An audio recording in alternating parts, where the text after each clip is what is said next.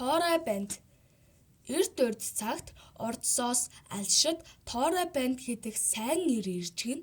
Тэр хулгайч хүн амьтны адуумал эд хөрөнгийг тонож дээрэмдээд болохгүй болохоор нь Аашаа ноён олдон цэрэг томилж явуулсан боловч ер барьж чаддаггүй байж гин. Нэг өдөр хэдэн цэрэг санаандгүй явж байгаад айлын гадаа Тоорой бандтай халц тулгарч барьж авчихна. Тоорой банд арга гаргаж тэдний гараас мултрахыг бодож их номхон царайлж "За, би та нарт нэгэнт баригдсан хүн. Одоо хаашаа зүхтаах билээ? Миний энэ морь олон жил надад хань болж их тус хүргэсэн юм. Одоо би морио тавьж явуулчихад та нартай явъя" гэж хэлээд морио тавихтаа "Морь минь ээ, одоо би ч үхэх юм байна. Энэ насандаа би үзээгүй бүхнийг үзв. Бэж хотыг ч үзлээ. Гэтэл харамсалтай нь ногоо хурганы ярьс үзээгүй. Цагаан хилэн үзээгүй. Эвэртэй тулай үзээгүй. Сойтой тугал үзээгүй" гэж олон юм хэлв. Цэргүүд Тоорой бандын элдэв сонин яриаг сонсоод туйлын сонирхож түүний мэхэнд баг багаар орж байгааг мэдээд дотроо баярлаж морио тавьж байгаа хүн болж морьныхоо эмээлийг авч газарт тавиад морио илээд "За, чиний энэ туг сүүлийн төмний нохоо барсан юм аа. Тохох нурууг нь Тоорой банд барсан юм аа" гэж хэлээд нэг хурганы арьсан дээлийг гартаа барьж "Арал тайжийн хүүхэн хуруутай хэмээн ойж өгсөн юм аа. Тоорой банд ч ховтой хэмээн өмсч илээсэн юм аа" гэж хэлээд эмээл хязааргүй морин дээрээ хаяад "За, үхэх хүн 3 амьсгаа авдаг юм аа.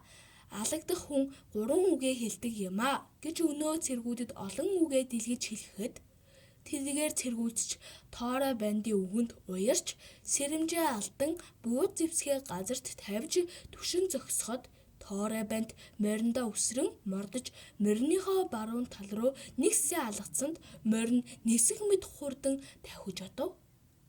Энэ үед тэр хэдэн цэрэг сая ухаан орж бууга автал Тоорой банд аль хэдийн товцог давж алга болсон байв. Ингээд Тоорой банд урдын адил бас нэг удаа баригдсангүй. Мултарж гарсан тул цэргүүд хоосон буцаж Аашаа ноёнд мэдэгдэв. Аашаа ноён дотроо "Энэ Тоорой банд ерийн хүн биш байхаа. Тэгээд амар баригдахгүй юм байна" гэж бодоод хэн Тоорой бандыг барьж чадвал түүнд арвин алт мөнгөөр шагна гэж зар таргав. Энэ зар дамжигдсаар ганц бие эмэгний чихэнд хүрв.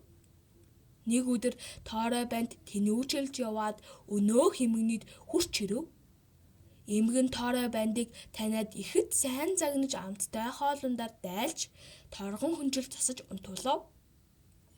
Тоорой банд ганц хөгшин эмэг намайг яаж чадахгүй гэж бодоод сэрэмж алдаж ажиггүй унтав. Шөнө Тоорой бандыг унтсны дараа өнөө эмгэн сэм босож нэг гадас улаасгаж байгаад Тоорой бандын амаар нь цоргиулж хөнөөжээ. Тоорой бандыг үхсний дараа эхнэр нь нөхрөө санж "18-тай Тоорой минь, албан яманд баригдаагүй шүү. 20 хүрээгүй Тоорой минь, хуулийн яманд баригдаагүй шүү" гэж дуулдаг байсан ба сүүлдээ амьдралд оройтож ирэхэд эр нөхрөө дурсаж "Тоорой банд минь байхад торгоны сайныг өмсдөг байлаа. Тоорой бандаа алдснаас хойш тостой торгож олдохгүй болжээ" гэж сансаран нуулдаг байсан гин.